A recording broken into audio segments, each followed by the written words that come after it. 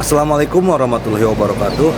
Oke, seperti biasa sebelum dilanjutkan cerita pedang King Dao-nya, bantu Mimin tekan tombol like dan berkomentar.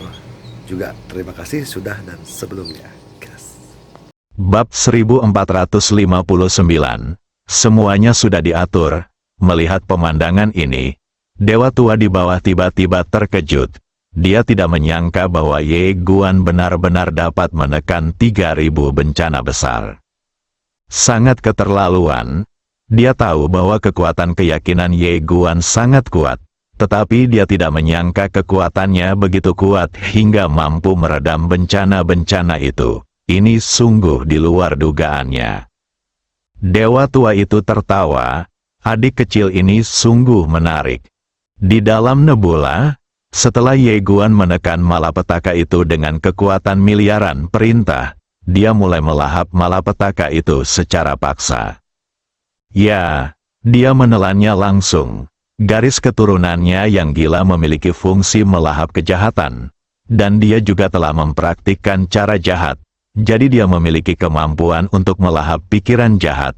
Tentu saja, jika dia hanya mengandalkan dua hal ini, dia tidak akan mampu menghadapi bencana-bencana ini. Tetapi masalahnya adalah dia masih memiliki kekuatan iman.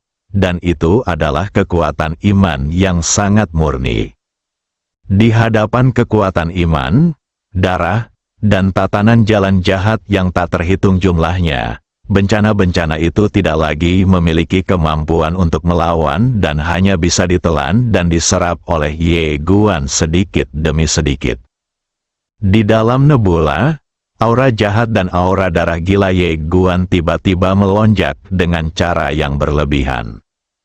Para dewa tua di bawah benar-benar terkejut ketika mereka melihat ini, karena bahkan jika Ye Guan tidak menggunakan kekuatan iman, dia sudah sebanding dengan alam leluhur peradaban. Jika dia menggunakan kekuatan iman, dia akan sepenuhnya melampaui ruang lingkup peradaban kosmik ini. Dengan kata lain, Ye Guan kini telah menembus belenggu peradaban dan jauh melampaui peradaban tetesan air tingkat ke-6. Kemampuan semacam ini sangat mengerikan bahkan jika ditempatkan di alam semesta utama. Terlebih lagi, hal yang paling menakutkan adalah bahwa ranah Ye Guan tidak jelas, dan orang yang bertarung dengannya tidak dapat memperkirakan kekuatan tempurnya yang sebenarnya sama sekali. Dengan begitu, lawan akan mudah menderita kekalahan besar saat bertarung dengannya. Meskipun dia percaya pada Ye Guan, dia masih siap untuk mengambil tindakan kapan saja. Lautan kehidupan. Pada saat ini, ada dua kelompok orang yang menjaga tempat ini. Di antara mereka adalah Sui Wuhan dari garis keturunan Dao Chang. Di belakangnya, diikuti selusin pria kuat dari garis keturunan Dao Chang. Aura orang-orang kuat ini tersembunyi dan tak terduga. Kelompok orang lainnya adalah Suanru dari kerajaan Brahma. Di belakangnya mengikuti seorang lelaki tua yang mengenakan jubah sederhana. Dia tinggi dan kurus, dengan sepasang mata yang tenang. Dia berdiri di sana tanpa aura apapun, seolah-olah dia tidak ada. Kedua geng itu mengetahui keberadaan satu sama lain, tetapi mereka belum pernah bertemu. Meskipun tiga kekuatan utama di alam semesta utama dulunya memiliki asal yang sama, pada kenyataannya hubungan antara ketiga pihak tersebut tidak baik sama sekali. Lagi pula, di alam semesta utama, ketiga pihak memiliki terlalu banyak konflik kepentingan. Akan tetapi, karena tidak ada satupun dari ketiga pihak yang mampu menghancurkan satu sama lain secara menyeluruh, perdamaian yang dangkal tetap terjaga selama bertahun-tahun. Suanru menatap lautan kehidupan dan berkata, "Kutua, ketika saya pertama kali keluar, guru tampaknya memiliki makna tersembunyi dalam kata-katanya." Di belakangnya, lelaki tua itu berkata, "Karena Master Kekaisaran memintamu untuk melakukannya, maka lakukan saja. Jika kamu melakukannya dengan baik, maka itu akan baik. Jika kamu tidak melakukannya dengan baik, tidak masalah. Master Kekaisaran dapat mendukungmu. Xuanru berkata, tentu saja saya ingin melakukannya dengan baik. Sambil berbicara, dia membuka telapak tangannya dan sebuah gulungan muncul di tangannya. Aku tidak pernah menyangka kalau gadis suci kuno dan modern akan begitu murah hati. Setelah dia kembali, tuan sebelumnya dari istana Raja Suci meninggal dunia secara tiba-tiba, dan dia langsung naik ke posisi tuan. Dan di seluruh istana Raja Suci, tidak ada seorang pun yang melawan atau mempertanyakannya. Ini sungguh luar biasa. Orang tua itu berkata, Tuan muda, lakukan saja yang terbaik dan jangan terlalu banyak berpikir. Xuanru mengangguk dan berkata, tentu saja saya akan berusaha sebaik mungkin, ini adalah kesempatan besar bagi saya. Sambil berbicara dia melihat ke arah lautan kehidupan, menunggu pemuda itu muncul. Dia sungguh penasaran dengan pemuda itu. Di menara kecil, Ye Guan membutuhkan 30 tahun penuh untuk melahap semua bencana.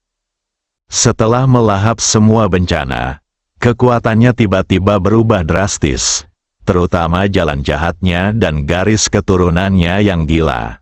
Pada saat ini, kekuatan garis keturunan gila lebih dari 10 kali lebih kuat dari sebelumnya.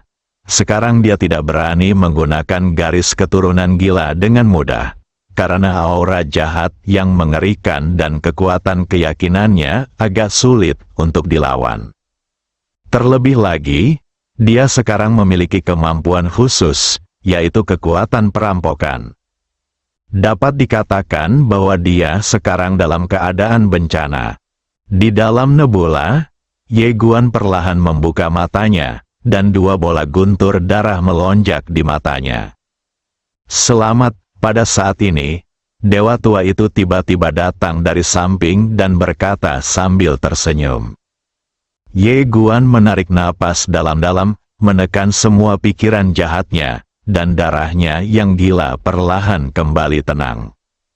Sekarang garis keturunan gila sangat kooperatif dengan Ye Guan. Ia menghormati dan takut pada Ye Guan. Ye Guan yang sekarang bukan lagi Ye Guan yang dulu. Kekuatan keimanan itu begitu kuatnya sehingga bahkan keimanan pun tidak berdaya untuk menolaknya.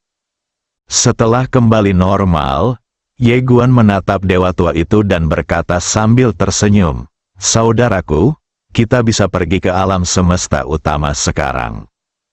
Dewa tua itu bertanya, "Kau akan pergi sekarang?" Ye Guan mengangguk dan berkata, "Aku akan segera pergi." Dewa tua itu tertawa dan berkata, "Apakah kamu tidak takut kalau orang-orang di atas akan mengganggumu?" Ye Guan tersenyum dan berkata, "Jika sebelumnya, aku tidak akan berani naik sekarang, tapi sekarang." Dewa tua itu bertanya, "Apakah sekarang sudah berubah?" Ye Guan mengangguk, "Semuanya sudah diatur, ayo berangkat." Sambil berkata demikian, dia meninggalkan menara kecil itu bersama dewa tua itu. Keduanya bangkit perlahan-lahan, dan segera mereka tiba di depan tirai air. Melihat tirai air, dewa tua itu berbisik, "Ini adalah belenggu peradaban yang menjebak peradaban kosmik kita." Kamu memandang tirai air. Tirai air itu hanya ada di sana, dan itu benar-benar hanya tirai air. Tetapi ia mengandung kekuatan khusus. Kekuatan segel, dewa tua itu bertanya, "Kau yang datang, atau aku saja?" Ye memandang tirai air dan berkata dengan tenang, "Ia tidak berani menghentikanku." Dewa tua itu tercengang. Benar saja, saat Ye Guan mendekati tirai air, kekuatan penyegelan yang terkandung dalam tirai air menghilang tanpa suara. Dewa tua itu terkejut dan berkata, "Ini?" Ye Guan tersenyum dan berkata, "Saudaraku, apakah kamu orang pertama yang datang ke kuil Tuhan?" Dewa tua itu menggelengkan kepalanya, "Bei Sinci pasti juga ada di sana. Jadi, sebelum kamu datang ke kuil dewa, termasuk aku, total ada 2 orang yang pernah ke kuil dewa." Ye Guan berkata, "Salah." Dewa tua itu menoleh ke arah Ye Guan, yang tersenyum dan berkata, "Ayahku dan bibiku juga ada di sana." Dewa tua itu sedikit bingung. Ye Guan tidak menjelaskan apapun lebih lanjut. Tak lama kemudian, dia dan Dewa tua menerobos tirai air dan keluar. Begitu mereka berdua mencapai permukaan laut, terdengar suara dari samping, "Tuan Ye, maaf membuat Anda menunggu lama." Ye Guan menoleh dan melihat seorang pemuda berjalan perlahan ke arahnya. Orang yang datang adalah Sui Wuhan. Dengan senyum di wajahnya, "Tuan Ye, perkenalkan diri saya. Saya Sui Wuhan dari garis keturunan Dao Chang. Saya di sini untuk menunggu Tuan Ye atas perintah Tuan muda saya." Ye Guan hendak berbicara, dan pada saat ini, suara lain datang dari seberang, "Tuan Ye." Ye Guan menoleh dan melihat Xuanru datang. Dia berjalan ke arah Ye Guan dan berkata sambil tersenyum, "Tuan Ye, saya Xuanru dari Aula Guru Nasional Kerajaan Brahma. Saya menunggu Anda di sini atas perintah Tuan saya." Dewa tua yang baru saja keluar tampak terkejut. Dia melirik mereka berdua dan bertanya, "Apakah kalian menungguku?" Sui Wuhan dan Xuanru mengabaikannya dan terus memperhatikan Ye Guan. Para dewa tua itu terdiam. Inilah yang terjadi jika tidak ada orang di atas. Ye Guan melirik Sui Wuhan dan Xuanru, lalu berkata sambil tersenyum, "Apakah kalian berdua menungguku untuk sesuatu?"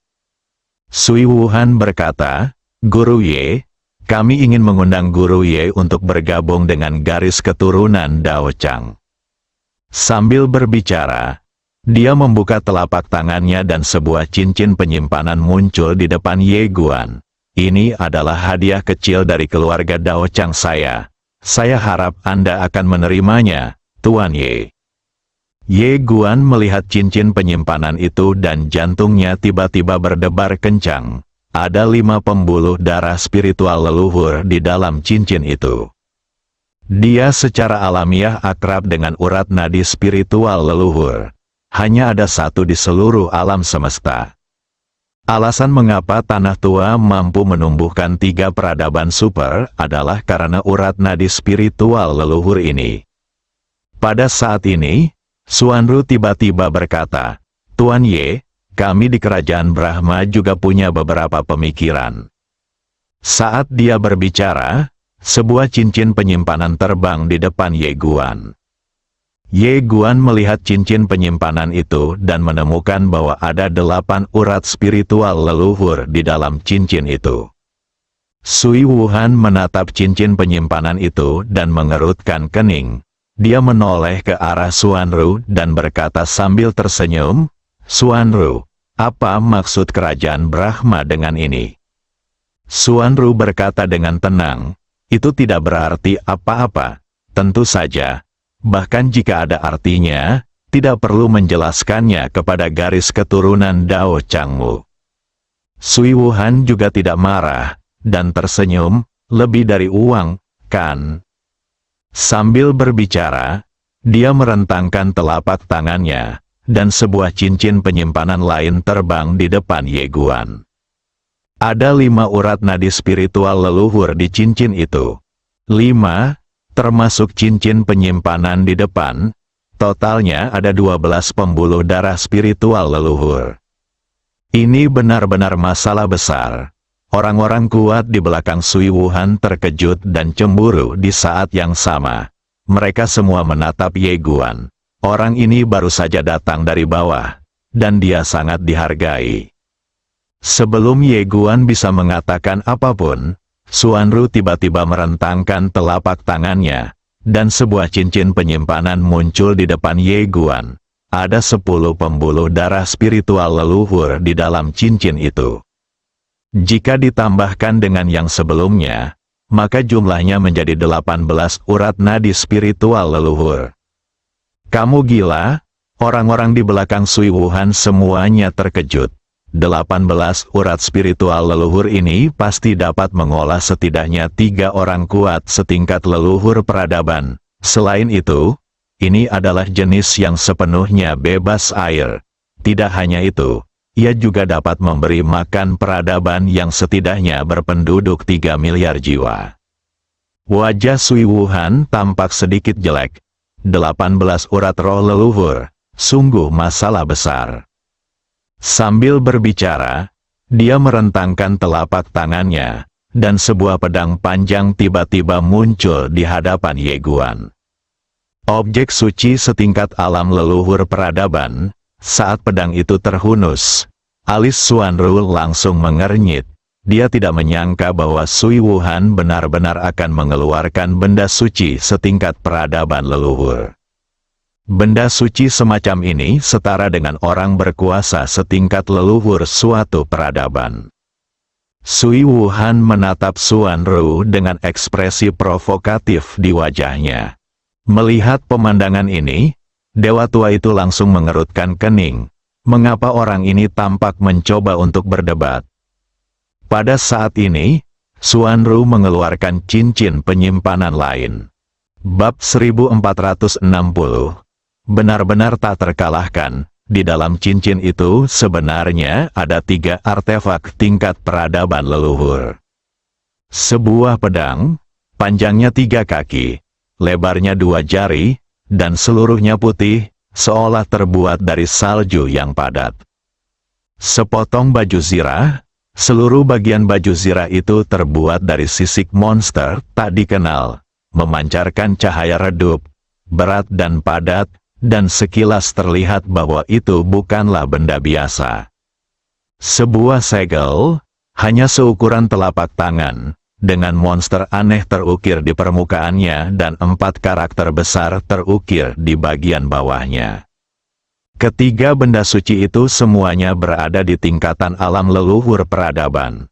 Ini bukan lagi masalah besar, tetapi masalah yang luar biasa besar. Wajah Sui Wuhan berubah sangat jelek.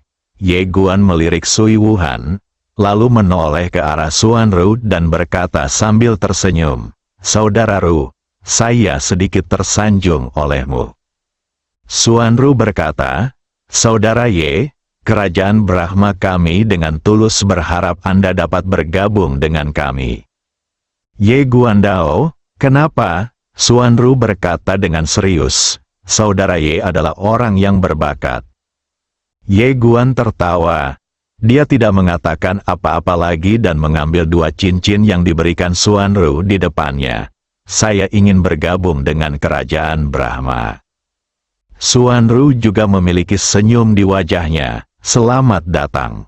Sambil berbicara, dia menjentikkan lengan bajunya dan cahaya keemasan tiba-tiba menyebar dari langit. Xuanru berkata, "Saudara Ye, silakan." Ye Guan menoleh dan menatap dewa tua di sampingnya. "Dewa tua, maukah kau bergabung denganku?" Dewa tua itu tersenyum dan berkata, "Aku tidak bisa melakukan itu. Aku ingin bebas." Ye Guan mengangguk, lalu mengeluarkan urat nadi roh leluhur dan menyerahkannya kepada dewa tua. "Jangan menolak. Ini hadiah kecil dariku." Dewa tua itu menggeleng-gelengkan kepalanya berulang kali. "Aku belum membalas budi besar yang telah kuberikan padamu. Bagaimana mungkin aku bisa meminta budimu lagi?" Ye Guan ingin mengatakan sesuatu, tetapi dewa tua itu tiba-tiba mengirim pesan kepadanya. "Saudara Ye, jangan khawatir tentang saya. Saya juga memiliki peluang dan keberuntungan saya sendiri. Kedua kekuatan ini tidak mudah untuk dihadapi. Anda harus berhati-hati. Jika Anda membutuhkan saya di masa mendatang, saya akan datang kepada Anda secara langsung." Begitu dia selesai berbicara, dia menghilang di ujung cakrawala yang jauh. Ye Guan melirik ujung langit, lalu berbalik menatap Xuanru. "Ayo pergi." Xuanru mengangguk. "Oke. Begitu saja." Ye Guan dan Xuanru menginjakkan kaki di jalan emas hari itu. Begitu mereka menginjaknya, Mereka bertiga menghilang dalam sekejap mata, dan jalan emas itu menghilang sedikit demi sedikit. Sui Wuhan menatap ujung langit dan berkata dengan penuh arti, "Apakah ini orang yang kamu pilih?" Ye sangat terkejut ketika dia menyaksikan pertempuran di Golden Avenue, karena dia tidak menggunakan kekuatan apapun, tetapi dia memang bergerak dengan kecepatan tinggi, dan kecepatannya tidak lebih lambat dari kecepatan menunggang pedangnya yang biasa. Melihat keterkejutan di mata Ye Guan, Xuanru tersenyum dan berkata, "Saudara Ye, kamu tidak tahu. Ini adalah Time Teleportation Array, susunan teleportasi tercepat di alam semesta utama. Miliaran bidang bintang dapat dicapai dalam sekejap mata." Ye Guan berkata, "Kita sudah bepergian begitu lama." Xuanru tersenyum dan berkata, "Tempat ini sangat besar, sangat besar." Ye Guan menoleh dan melihat, kesadaran spiritualnya menyebar, namun tidak terbatas, tidak ada akhirnya. Ye Guan sedikit terkejut. Alam semesta utama ini begitu besar hingga berada di luar imajinasinya. Ye Guan berkata, "Saudara Ru, kamu tidak bisa memasuki laut kehidupan begitu saja." Xuanru menggelengkan kepalanya. "Tidak, kecuali kamu memiliki kitab suci tembok rusak. Bahkan jika kamu memiliki kitab suci tembok rusak, kamu tetap harus membayar harga tertentu untuk masuk." Ye Guan mengangguk. "Aku mengerti." Xuanru melirik Ye Guan dan bertanya, "Saudara Ye, apakah Anda mempraktikkan jalan ketertiban?" Ye Guan mengangguk. "Ya." Xuanru berkata. Setelah gadis Sein Gujin itu kembali ke alam semesta utama, dia menyebarkan berita bahwa saudara Ye sedang mengolah dao ketertiban. Ye Guan tersenyum dan berkata, "Dia ingin menggunakanmu untuk membunuhku." Xuanru mengangguk. "Kami tentu tidak akan melakukan apa yang diinginkannya." Ye Guan tersenyum, lalu menyerahkan cincin itu kepada Xuanru. "Kakak Ru, tolong ambil kembali kedua cincin ini." Xuanru sedikit bingung. "Kenapa?" Ye Guan berkata, "Itu pepatah lama, tiada penghargaan tanpa pahala." Xuanru ragu sejenak, lalu tersenyum dan berkata, "Saudara Ye, ini untukmu, dan aku percaya nilai dirimu jauh melampaui harta benda ini." Ye Guan tidak mengatakan apa-apa lagi. Dia menyimpan cincin itu dan melihat ke kejauhan. "Berapa lama waktu yang kita perlukan untuk mencapai kerajaan Brahma?" Xuanru tersenyum dan berkata, "1 hari lagi." Ye Guan mengangguk. "Jauh sekali." Xuanru tiba-tiba bertanya, "Saat kita sampai di kerajaan Brahma, apa yang ingin kamu lakukan pertama kali, saudara Ye?" Ye Guan berkata dengan lembut, "Aku ingin memahami tatanan kerajaan Brahma terlebih dahulu. Pelajari." Istana Raja Suci. Di depan aula utama, Seng Gujin sedang duduk di meja dengan semangkuk mie panas di depannya. Dia tidak menggerakkan sumpitnya, melainkan mengambil mangkuk dan menyesap supnya. Lalu dia mengambil sumpit dan mengambil beberapa mie lalu memasukkannya ke dalam mulutnya. Pada saat ini, Ling berjalan memasuki aula. Melihat Seng Gujin sedang makan mie, dia ragu-ragu sejenak, lalu berdiri dengan hormat di samping tanpa mengucapkan sepatah kata pun. Setelah beberapa saat, Seng Gujin menghabiskan mie-nya. Dia mengambil mangkuk dan meminum seluruh supnya. Lalu dia menaruh mangkuk itu di atas meja. Dia menjilati sisa sup di bibirnya dan menatap Ling. Ling membungkuk hormat, "Tuan, Ye Guan ada di sini." Seng Gujin mengangguk dan tidak berkata apa-apa. Ling berdiri dengan hormat, menunggu instruksi. Seng Gujin berkata, "Sesuai rencana." Ling membungkuk dalam-dalam lalu melangkah mundur. Pada saat ini, seorang wanita berpakaian hitam muncul di belakangnya. "Itu kamu." Dia berkata dengan suara berat, "Saya tidak dapat menemukannya." Seng Gujin berkata dengan tenang, tidak perlu memeriksa. Anda sedikit bingung, Seng Gujin berkata, keluarga yang tidak membunuhnya, yang berarti dia tidak bisa mati untuk saat ini. Karena dia tidak bisa mati, tidak ada gunanya bagi kita untuk memeriksa asal-usulnya. Anda menyipitkan matanya sedikit, jadi, bukankah itu berarti dia akan selalu tak terkalahkan? Seng Gujin meliriknya dan berkata, dia bukan hanya tak terkalahkan, tapi dia juga benar-benar tak terkalahkan kecuali keluarga yang mengambil tindakan. Kamu mengerutkan kening, Seng Gujin berkata dengan tenang, jangan berpikir bahwa dia akan berlutut dengan cepat atau sangat pengecut. Ketika dia menunjukkan sifat aslinya suatu hari nanti, kita akan terkejut. Anda bertanya-tanya, apa yang ingin dia lakukan? Seng Gujin berkata, itu tidak penting.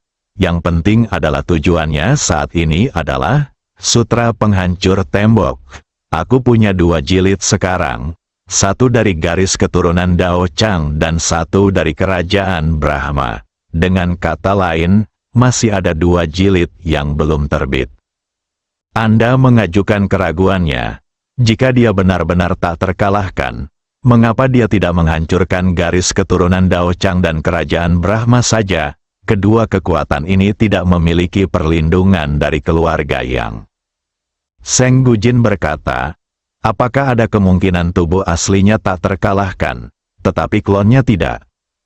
Anda menjadi semakin bingung.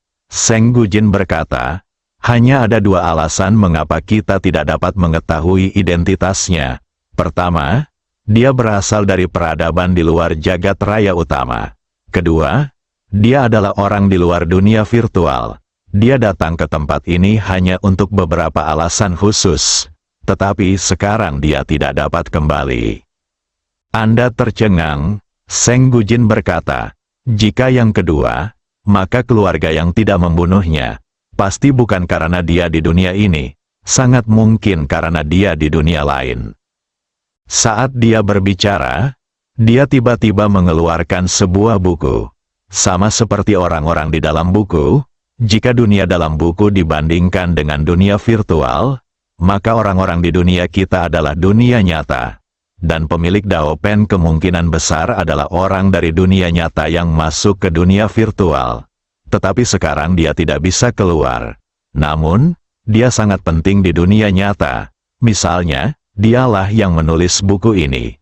Jadi jika dia meninggal, itu berarti akhir cerita. Anda langsung menggelengkan kepalanya, tidak mungkin, sama sekali tidak mungkin, ini terlalu misterius. Seng Gujin berkata dengan lembut, gadis bodoh, lihatlah ke langit. Seberapa luas dan tak terbatasnya alam semesta ini? Siapa yang dapat menjamin bahwa dunia tempat mereka tinggal tidak digambar atau ditulis oleh orang lain? Jangan bicara tentang virtual dan nyata. Mari kita bicara tentang alam semesta kita. Ada banyak sekali kehidupan dalam satu sel. Tetapi kehidupan itu tidak pernah tahu bahwa mereka hanyalah satu sel. Siapa yang dapat memastikan bahwa alam semesta tempat kita tinggal bukanlah sel tertentu? Anda berkata, ada pertanyaan yang tidak dapat Anda jelaskan. Jika pemilik Dao Pen benar-benar dari dunia nyata, lalu bagaimana mungkin seseorang dari dunia virtual dapat mengalahkannya? Ini tidak normal, bukan? Orang-orang kudus di zaman kuno dan modern terdiam. Senyum mengembang di bibir Yu, sedikit bangga. Mampu membuat wanita di depannya terdiam adalah suatu pencapaian yang luar biasa. Seng Gujin tiba-tiba berkata, ada banyak kemungkinan. Aku akan memberitahu kalian 2 kemungkinan yang aku pahami. Yang pertama adalah orang yang dapat mengalahkannya juga berasal dari dunia nyata. Pemilik Dao Pen tidak terkalahkan di dunia virtual. Tetapi dalam kenyataannya, dia mungkin terbunuh dengan pisau dapur.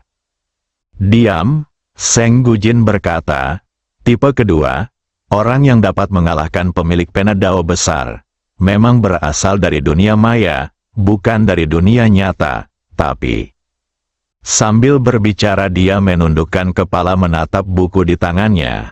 Jika dia benar-benar penulisnya, apakah ada kemungkinan karakter-karakter dalam bukunya sepenuhnya berada di luar kendalinya?